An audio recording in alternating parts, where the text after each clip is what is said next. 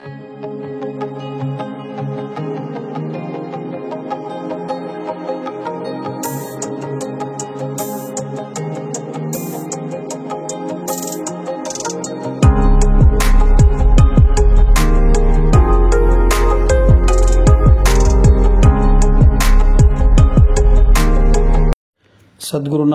महाराज की जय. नमस्कार मंडळी. अध्यात्म माझं या सदरातून आपण श्री सद्गुरू शंकर दगडे महाराज यांच्या कृपा आशीर्वादानं आपण मनुष्य देहाची ओळख करून घेत आहोत. मनुष्य देह हा किती प्रचंड शक्तिशाली आहे याचं उदाहरण महाराजांनी अतिशय सोप्या भाषेत करून दिलेले आहे. ती म्हणजे अहम ब्रह्मास्मी. अहम ब्रह्मास्मी याचा अर्थ आहे की तूच देव आहेस या भूतलावरती, आणि या भूतलावरती तू देव असून देखील तुला स्वतःची ओळख नसल्याकारणानं तू दुःख भोगत आहेस, असं स्पष्ट भाषेमध्ये श्री सद्गुरू शंकर दगडे महाराज यांनी आपल्या प्रवचनातून अनेक वेळा लोकांना समजून सांगण्याचा प्रयत्न केलेला आहे. पण तरीसुद्धा आज आपण समाजामध्ये जे काय बघतोय हे अतिशय दुष्ट प्रभावाची मंडळी या जगतामध्ये मंडळी आपला स्वभाव सोडायला तयार नाही आहेत.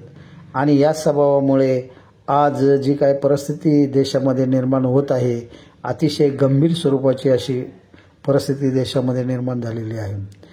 मंडळी, ज्यावेळेस संत आपल्याला जी काही उपदेश करत असतात त्यावेळेस भल्या आवडीने आपण तो उपदेश घेत असतो, परंतु त्या उपदेशाचं जे काही पालन असतं हे आपल्याकडनं होत नाही. कारण जे काही सद्गुरू आपल्याला मार्गस्थ करण्यासाठी या धर्तीवरती स्वयं शिवाचे अवतार आमध्ये गुरु स्वरूपामध्ये आपल्याला सद्गुरू भेटत असतात. आणि हे सद्गुरू म्हणजे स्वयं भगवंतच आपल्याला या मार्गावरती, आध्यात्मिक मार्गावरती कार्य करण्याकरता आपली निवड करत असतात. त्यामुळे हा जो मार्ग आहे हा अतिशय तसा पाहायला गेलं तर अतिशय सुलभ आणि सहजरित्या असा जरी मार्ग असला तरी परंतु आपल्यावरती जे बालसंस्कार झालेले असतात त्या बालसंस्काराने आपल्याला जे समाजामध्ये जे काही रूढी आहेत, परंपरा आहेत, आणि याचा जो काही अतिशय उच्च पद्धतीने आपल्यावरती संस्कार झालेले असतात आणि या संस्काराला आपण कधी म्हणजे सोडू शकत नाहीत. असे संस्कार आपल्या पूर्वजांनी आपल्यावरती थोपवलेले आहेत. आणि हे थोपवलेले जे संस्कार आहेत आणि ते संस्कार आपल्याला आपल्या पारमार्थिक मार्गावरती अडथळे निर्माण करण्याचं काम हे जे काही आपल्याला समाजाकडून जे काही आपल्याला प्राप्त झालेलं असतं त्यानुसार आपल्याला आपली परमार्थामध्ये किंवा परमार्थ मार्गामध्ये अडचणी निर्माण होत असतात. आता या ठिकाणी सद्गुरू सांगतात की खरा परमार्थ कोणी केलेला आहे, तर खरा परमार्थ या वृक्षांनी केलेला आहे.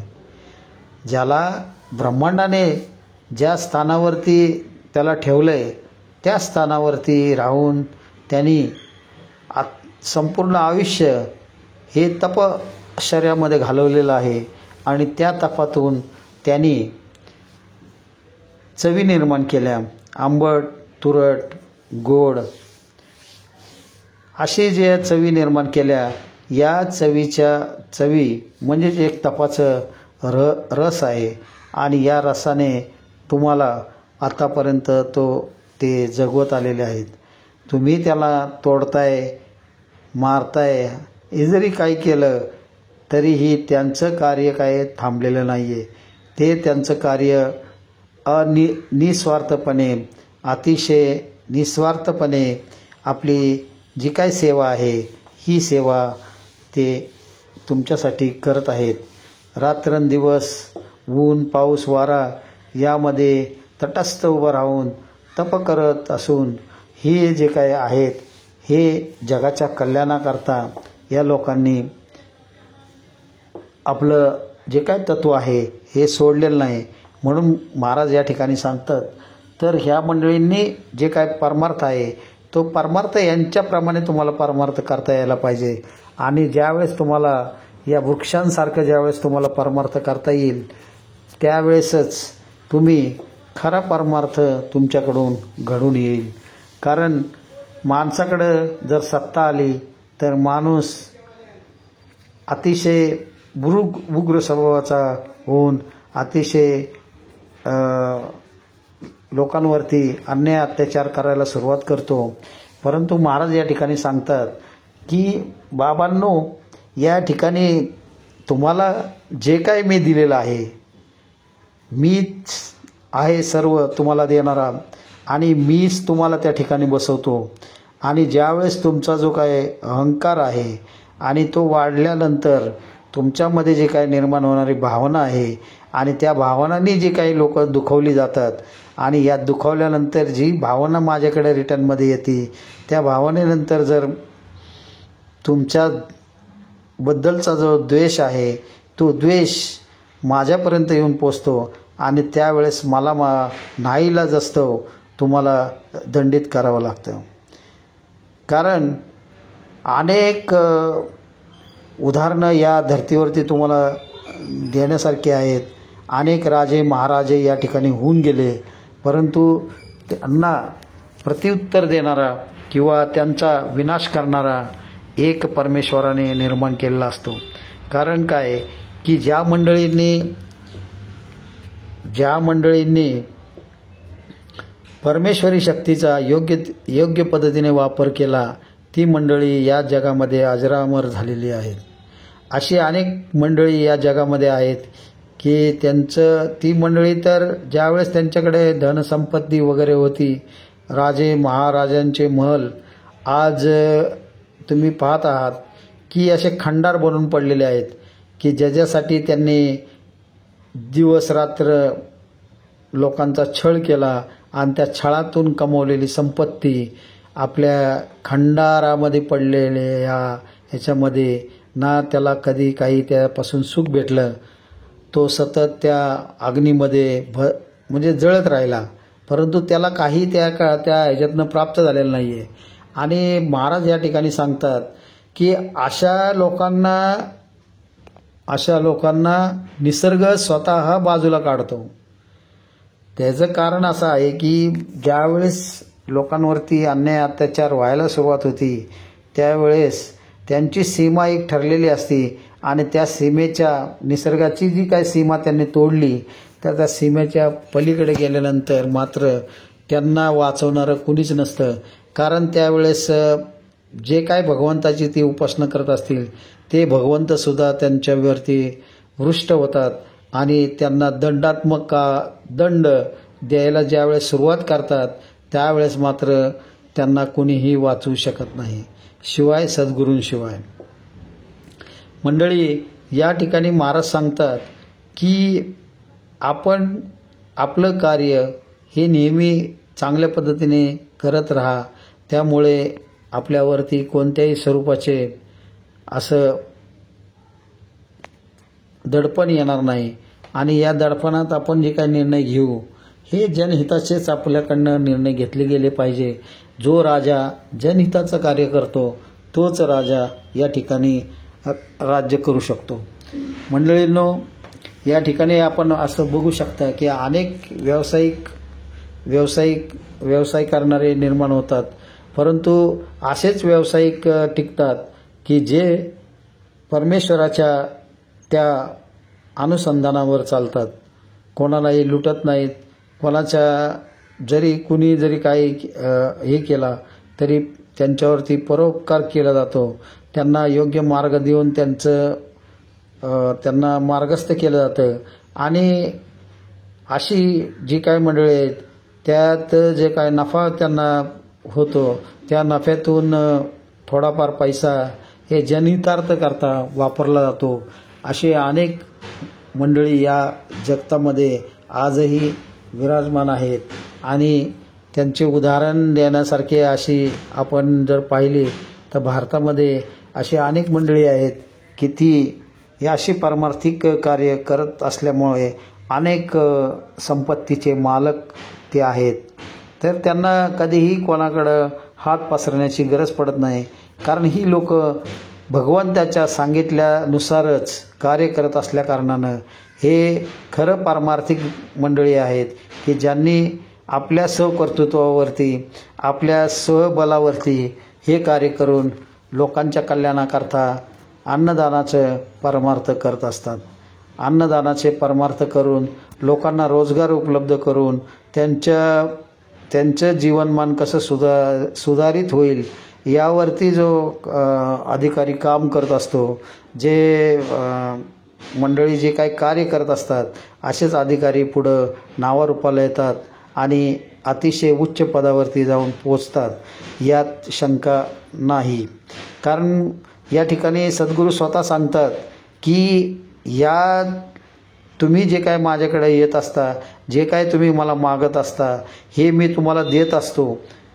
परंतु माझा देण्याचा जो काय हे असतो, ओढ असतो, तो म्हणजे निशंक असतं की त्याच्यामध्ये कोणतीही शंका न घेता त्या मनुष्याला वर प्रदान केला जातो आणि त्याला त्या पद्धतीने सर्व काही गोष्टी देऊन बघितल्या जातात. आणि ज्यावेळेस आपण भगवंताला शरण जाऊ त्यावेळेस तुम्हाला सर्व गोष्टी आपोआप प्राप्त होत असतात. याच्यामध्ये कोणतीही शक्ती तुम्हाला किती जरी त्रास देत असेल,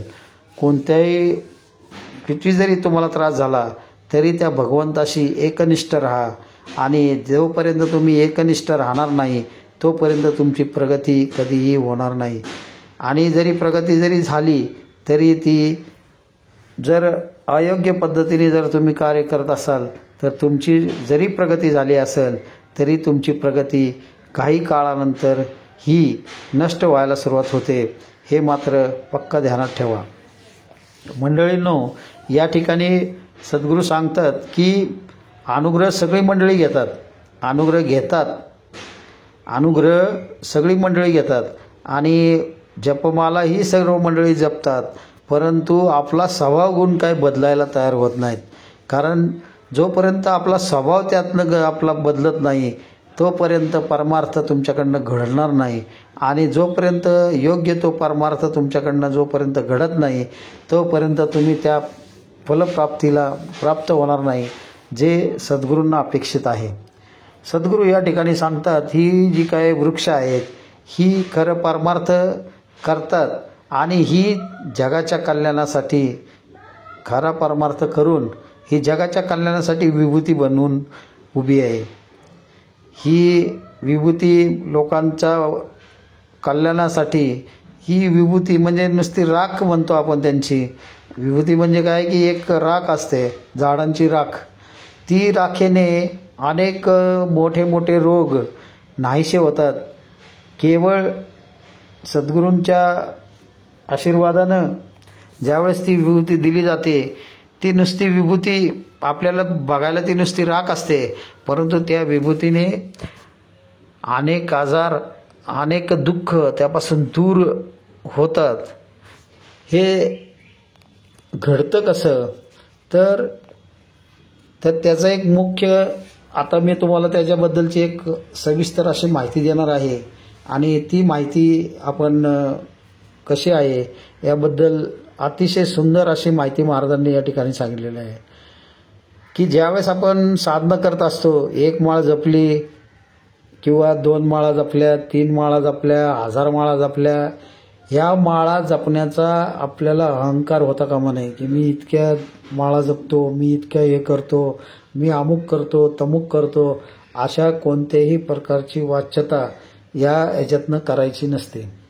दुसरी गोष्ट, ज्यावेळेस आपल्याला या साधनेद्वारे ज्या ज्या गुप्त शक्ती आपल्यापर्यंत पोचली जाते किंवा आपल्या वाणीला जेव्हा धार येते किंवा आपण जे काय बोलतो ते खऱ्या अस्तित्वात उतरण्याकरता ज्यावेळेस आपण एखादा गोष्ट बोललो तर ती जशीच्या तशी घडायला सुरुवात होते.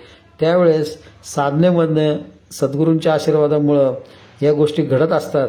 आणि ज्यावेळेस त्या विभूतीच्या माध्यमातून आपण ज्यावेळेस एखाद्या गरजूवंताला ज्यावेळेस विभूती देत असतो तर त्या विभूतीच्या माध्यमातून ते कार्य सफल होत असतं.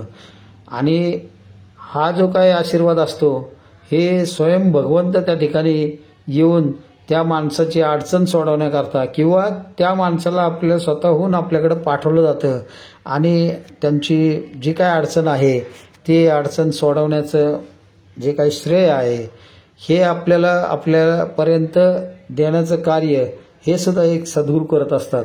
आणि हे ओळखून जो माणूस म्हणजे जो काही साधक आहे हे जे समजून जे काय कार्य करल त्या माणसाला ती जी साधना म्हणजे काय साध्य करत असतो किंवा जे काय साधन महाराजांच्याकडून घेऊन तो इतरांना देत असतो त्यावेळेस त्या बदल्यामध्ये कोणतीही म्हणजे पैसा म्हणा किंवा कोणताही त्यांच्याकडनं आशीर्वादास्वरूप त्यांच्याकडनं रिटर्नमध्ये काही घ्यायचं असं कोणतेही कार्य त्यांनी करू नये.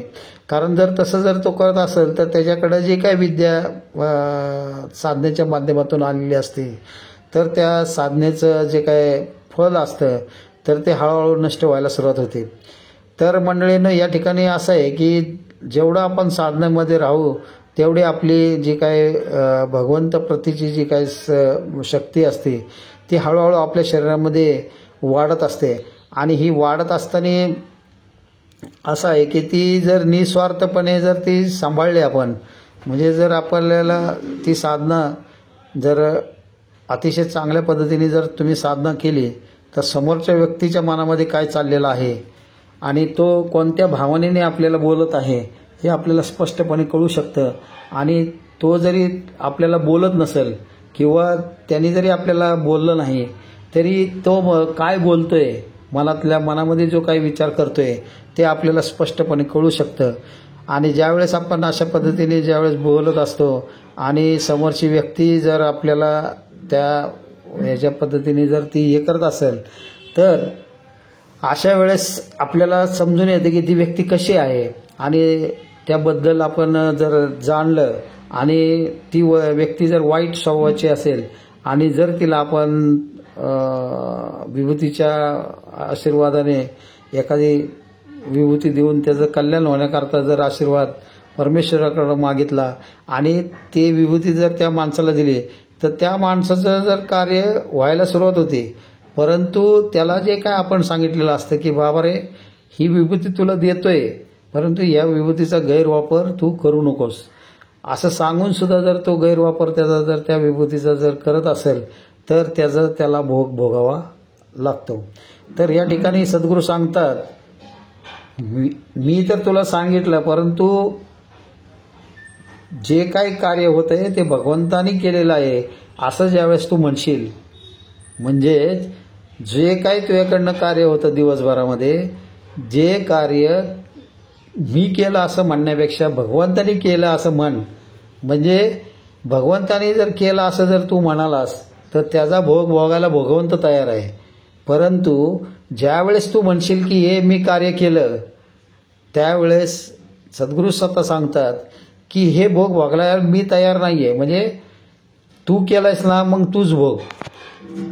तर भगवंत काय म्हणतात या ठिकाणी जर तू सांगून सुद्धा जर ते जर कार्य म्हणतोस की मी केलं तर तू केलंयस ना मग तूच भोग असं भगवंताचं सरळ स्वरूप स्पष्ट या ठिकाणी सद्गुरू शंकर दगडे महाराज अगदी स्पष्ट भाषेमध्ये उदाहरण देत आहेत. याचं कारण मुख्य कारण काय की त्यांनी अनेक ह्याच्यामध्ये सांगितलं की मनुष्याचा विचार आता आपण अनेक तंत्रज्ञान विज्ञानामध्ये विकसित होत आहेत. आज आपण बघतोय की AI सिस्टम ही AI इलेक्ट्रॉनिक सिस्टम ही अशा पद्धतीने आज मनुष्याच्या हाती लागलेली आहे की यामध्ये मनुष्य जे काही विचार करेल अगदी त्याच पद्धतीने आकृती तयार होऊ शकते. अगदी त्याच पद्धतीने सर्व कार्य घडू शकतं. असं या तंत्रज्ञानापर्यंत मनुष्याने झेप घेतलेली आहे. परंतु हे घडण्यामागच देखील या तंत्रज्ञानाचा गैरवापर अगर जर जास्ती प्रमाणात जर घडायला लागला तर हे सुद्धा तंत्रज्ञान हळूहळू नष्ट होणार.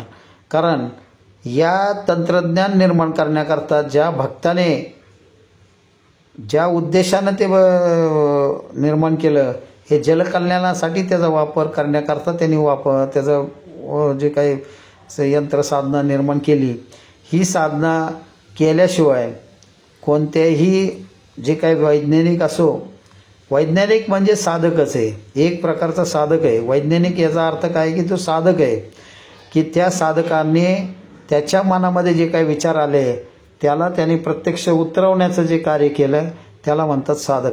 साधकाचा अर्थ असाच आहे की त्यांनी शोध म्हणजे आपल्या स्वतःचा शोध घेणे आणि आपल्या विचारावरची संशोधन करणे यालाच वैज्ञानिक म्हटलं जातं. वैज्ञानिकाचा अर्थ वेगळा काही नाही आहे. इथं आध्यात्मिक जे काय रस्ता आहे या रस्त्यावर चालणाऱ्या माणसाला साधक म्हटलं जातं आणि विज्ञानाच्या वाटेवरती चालणाऱ्या माणसाला वैज्ञानिक म्हटलं जातं. आणि ही जी काय सांगड आहे ही परमेश्वराच्या निगडीतच आहे. म्हणजे ते कसं की ते या ठिकाणी सद्गुरू सांगतात की मनुष्य जो काही विचार करेल त्या विचाराने सर्व गोष्टी घडत असतात. त्यामुळं त्यांनी जर चांगला विचार केला तर चांगल्या गोष्टी घडतील आणि जर त्यांनी वाईट विचार केला तर वाईट गोष्टी घडायला सुरुवात होतात. आणि तुम्ही करून बघा तर तुम्हाला जे काही मंत्र दिलेला आहे हा मंत्र नुसता जपत राहा. तुम्ही कोणाकडे लक्ष देऊ नका. समाज तुमच्याबद्दल काय बोलतोय, काय करतोय, तुम्हाला शिव्या देतोय, तुमच्याबद्दल काही वात्रट बोलू दे त्यांना, त्यांचं कार्य त्यांना करू द्या आणि तुम्ही फक्त शांत राहा आणि तुम्ही तुमचं काम करत राहा. तर तुम्हाला हे जाणवलं की काही कालांतरानं त्यांच्यामध्ये बदल व्हायला सुरुवात होईल. तर तुम्हाला प्रत्यक्षरित्या त्यांना अनुभव येतील त्या गोष्टीचा आणि ज्यावेळेस त्यांना अनुभवातून या गोष्टी कळायला सुरुवात होतील त्यावेळेस त्यांच्यामध्ये बदल हा झालेला दिसेल तुम्हाला. हा सहजरित्या बदल होतो आणि ज्या लोकांमध्ये तो बदल होत नाही ती लोक नष्ट होतात. त्याला दुसरा पर्याय परमेश्वराकडे काही नाही आहे. कारण परमेश्वराने स्पष्ट सांगितलेलं आहे, तू ज्या पद्धतीने विचार करशील त्या पद्धतीने तुझं कार्य हे करायचं का नाही करायचं हे मी ठरवल. किंवा तू जर म्हणालास ही गोष्ट तुम्ही केली आणि तुम्ही घडवून आणली तर मी त्याबद्दल जे काही गोष्टी घडलेल्या आहेत तर त्या गोष्टी घडल्याला मी तुम्हाला आशीर्वाद देईन त्याच्याबद्दल. किंवा तुम्ही विचार केला की अशा पद्धतीने विचार करून की हे जे काही गोष्ट या निसर्गामध्ये घडते आहे ती सर्व परमेश्वर करत आहे आणि त्या परमेश्वराच्या इच्छानुसारच सर्व गोष्टी घडता येते, असं ज्यावेळेस तुमच्या मुखातून उद्गार बाहेर पडतील त्यावेळेस तुमच्या हातून जे काही गोष्टी घडतील त्याचं उपभोग म्हणजे जे काही तुमचे जे काही दुष्ट प्रभावाने जे काही गोष्टी तुमच्यावरती येणार आहेत त्याचा संपूर्ण भोग हे परमेश्वर उचलतो. आणि जर तुम्ही म्हणाल की मी सर्व मीच केलं आणि हे सर्व माझ्यामुळं घडतंय आणि सर्व जे काही करतोय हे मीच करतोय आणि माझ्याशिवाय या जगामध्ये कोणी श्रेष्ठ नाही आहे, असं ज्यावेळेस आपण आपल्या मुखातनं बोलू त्यावेळेस मात्र सद्गुरू या ठिकाणी म्हणतात की जे काय तू केलेलं आहेस मग तू केलंयस ना, मग तू बघ, मी त्यासाठी मी का बघू. म्हणजे देवाचं असं स्पष्ट म्हणणं आहे की तुम्ही चांगल्या पद्धतीने कार्य करा. आज मंडळी अशी परिस्थिती देशामध्ये निर्माण झालेली आहे की आज आपण बघतो की तुम्हाला सांगितलंय की तुमचं बीज हे ब्रह्मापासून निर्माण झालेलं आहे आणि तुम्ही एक स्वतः ब्रह्म असून तुमचा अवतार हा परमेश्वराचा आहे. असं असताना देखील आज जातीभेद निर्माण करून देशामध्ये विषमता निर्माण करण्याचं काम या संतांच्या विचारांना पायदळी तुडवण्याचं कार्य या भारत देशातून होत आहे. भारत देश मुळातच संतांनी निर्माण केलेला हा देश असला तरी संतांचे विचार या ठिकाणी पायदळी तुडवले जात आहेत. जो तो आपल्या अहम ब्रह्माशी जरी असला तरी तो आपण या जगामध्ये श्रेष्ठ आहोत, आपण कोणतरी आहोत, अशी जी काय कलीची अवस्था निर्माण झालेली आहे. कली याचा अर्थ भ्रम आहे आणि या जगामध्ये आज जे काय साधू संत निर्माण झालेले आहेत, हे एक भ्रमाचा पुतळा निर्माण झालेले आहेत आणि हे या देशामध्ये भ्रमाची फैलाव निर्माण करून राजकीय मंडळींना फूस लावत आहेत आणि राजकीय मंडळी ह्याच्यामध्ये तणाव निर्माण करून देशामध्ये एकता भंग करण्याचं कार्य, हे परमेश्वराच्या कार्याला बळी देण्याचं कार्य हे करत आहेत. मित्रांनो, या ठिकाणी मला असं स्पष्ट सांगायचं आहे, जे मनुष्य परमेश्वराच्या कार्यावरती पाणी फिरवल, जो मनुष्य परमेश्वराच्या चांगल्या कार्यावरती जर पाणी फिरवल तर त्याच्या संपूर्ण कार्य हे निष्फळ होतील, भविष्यामध्ये त्याचं अस्तित्व शून्य होईल. हे तुम्ही जाणून घ्या. आणि तुम्हाला जर असं वाटत असेल की मी राजकीय नेता आहे, माझ्याकडे पॉवर आहे, आज माझ्याकडे सगळं आहे, परंतु हीच पॉवर काही कालांतराने तुमच्याकडनं काढून घेतली जाईल आणि तुम्ही एक सर्वसामान्य ज्यावेळेस नागरिक व्हाल त्यावेळेस मात्र तुमचं जगणं मुश्किल होईल. तुमच्यावरती इतके प्रसंग ओढवले जातील की त्या प्रसंगाला तुम्हाला म्हणजे त्या परमेश्वराकडे जाऊन नाक रखडल्याशिवाय तुम्हाला गत्यंतर राहणार नाही. एवढी परिस्थिती, वाईट परिस्थिती निर्माण होईल. असं ही जी काय साखळी आहे ही परमेश्वराने चालवलेली आहे. म्हणून परमेश्वर ज्यावेळेस एखाद्यावरती अन्याय अत्याचार निर्माण होतो त्यावेळेस त्याच्यातीलच एक कृष्ण जन्माला येतो. कृष्ण म्हणजे काय, बाहेरचा कोणी जन्माला येत नाही किंवा कोणी या धर्तीवरती अन्याय मिटवण्यासाठी मनुष्य निर्माण होत नाही. मनुष्यच असतो तो भगवंताच्या स्वरूप, म्हणजे त्याला सर्व ज्ञान प्राप्त असतं. असाच मनुष्य या धर्तीवरती मार्गदर्शन करून या संपूर्ण धर्तीचा विनाशापासून रोखण्याचं कार्य जे काय करत असतात तीही भगवंताचीच कृपा असते त्या माणसाला आणि म्हणूनच तो ते कार्य अतिशय उघडपणे आणि स्पष्टपणे करत असतो. परमेश्वर ज्या काळी ज्या मनुष्यावरती आरूढ होतो तो मनुष्य या धर्तीवरती अन्यायाच्या विरुद्ध उभा राहतो आणि तोच कृष्ण म्हणून युगाने युगे या धर्तीवरती जन्म घेत आहे. आणि असे अनेक कृष्ण या धर्तीवरती जन्म घेत असतात. आणि मंडळींनो, हा मनुष्य अवतार जो आहे, मनुष्य जन्म जो आहे, हा मनुष्य जन्म म्हणजेच भगवंताचा अवतार आहे. मनुष्य जन्म म्हणजेच भगवंताचा अवतार आहे. तुम्ही बीज जे काय आहे तुमचं, हे ब्रह्माचं बीज आहे आणि या ब्रह्माकडून तुमची निर्मिती झालेली आहे.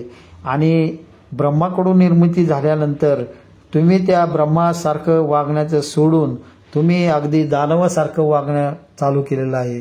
त्यामुळे भगवंत या ठिकाणी सांगतात, अरे तुझ्या विचारातूनच तुला दुःख निर्माण झालेलं आहे, त्यामुळे तुझे विचार बदल, म्हणजे तुझ्यामध्ये प्रगती होईल. ज्यावेळेस असा संदेश देऊन सुद्धा मनुष्य मार्ग बदलत नाही आणि त्याच मार्गावरती अखंडपणे चालत राहतो आणि नुसते माळा जपून काही होत नाही. नुसतं माळ जपणे किंवा मंत्रपठण करणे, या साधकांनी लक्षात ठेवा की नुसते माळ जपणं किंवा डोळे मिटून तासनतास बसणं ही काय साधना नाही आहे. किंवा हे काय जे काय मंत्र तुम्ही जपता, ही काय मंत्र हे जरी तुम्ही केलं तरी तुमच्यामध्ये सात्विक भाव निर्माण जोपर्यंत होत नाही, तुमच्या सर्वांच्या प्रती जोपर्यंत प्रेम निर्माण होत नाही, जोपर्यंत प्राणीमातावरती तुम्ही सर्व इच्छेने जेव्हा प्रेम करू शकत नाही, तर तोपर्यंत तुम्हाला भगवंताचा कोणताही आशीर्वाद मिळू शकत नाही किंवा कोणतेही ज्ञान हे परमेश्वराकडून तुम्हाला मिळलं जात नाही.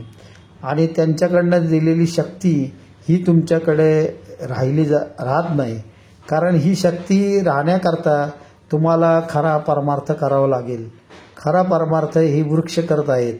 कोणत्याही काळामध्ये, कोणत्याही स्वरूपामध्ये तुम्ही त्यांचा जरी छळ केला तरी ते अन्न बनवण्याचं आपलं कार्य थांबवलं जात नाही.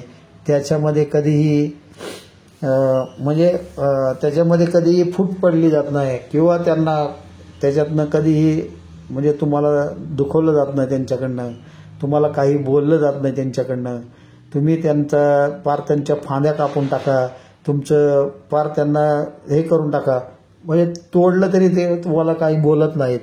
परंतु पुन्हा नवीन शरीर धारण करून अन्नाची निर्मिती करतात, तुम्हाला सुगंध देतात, तुम्हाला अनेक प्रकारचे दुर्गंध देखील वनस्पतीकडनं येते. आणि ह्या सर्व जे काही गुण आहेत वृक्षांचे, तर या वृक्षांनी तुम्हाला सुगंध दिला, राहण्यासाठी तुम्हाला लाकूड दिलं, छत दिलं, म्हणजे कपडे दिले, तुम्हाला अन्न दिलं, तुम्हाला पाणी दिलं. हे सर्व कोणाकडनं मिळते? तुम्हाला त्या वृक्षाकडनं मिळते. वृक्ष हेच या जगामध्ये त्यांनी खरा परमार्थ केलेला आहे. या वृक्षांप्रमाणे जर जोपर्यंत तुम्ही परमार्थ करत नाही, तुम्ही नेता असला तरी नेता हा पालक असतो आणि या नेत्याने पालकाप्रमाणे राहून जोपर्यंत तो त्या म्हणजे जे काय आपल्या बरोबर असणाऱ्या मनुष्याला जो संतासारखे, म्हणजे आपलं जे काय संतान आहे, आपण जे काय आपल्या मुलांना जसं त्यांचं संगोपन करत असतो, अगदी त्याच पद्धतीने संगोपन हे राजाने करायचं असतं. आणि राजाने आपल्या जे काही सत्वगुण आहेत, हे सत्वगुण परमेश्वराच्या अधीन जोपर्यंत परमेश्वर, ज्यावेळेस त्याला परमेश्वराचे गुण निर्माण होत असतात, त्यावेळेसच त्याला परमेश्वराने राजा होण्याचा आशीर्वाद दिलेला असतो.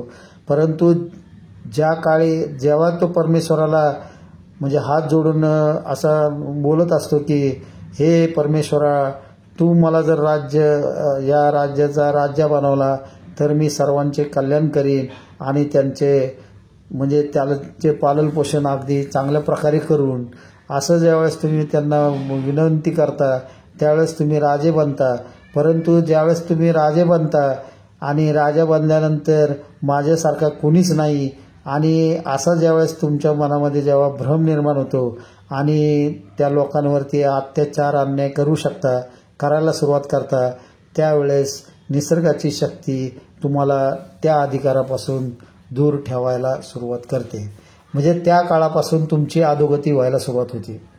तरी मंडळींनो, स्वर्ग आणि नरक हा काही परमेश्वराने रचलेला खेळ नाहीये, तर हा खेळ हा तुम्ही स्वतः करत असता.